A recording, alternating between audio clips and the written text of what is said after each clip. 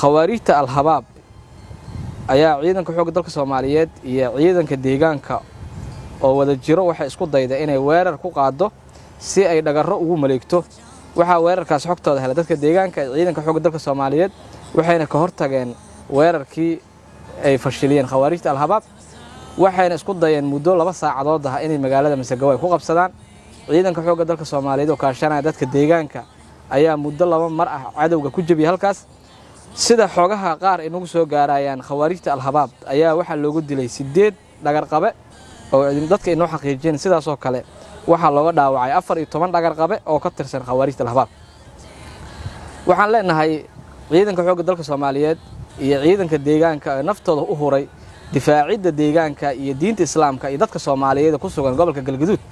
waxaan leenahay ma la yashkurina sala yashkurullah waxaan idinkaga mahad celinaynaa sida dhiirinaanta leh geesinimada leh uga hortagteen dhagarrada ay maleegayaan khawaarijta al-habaab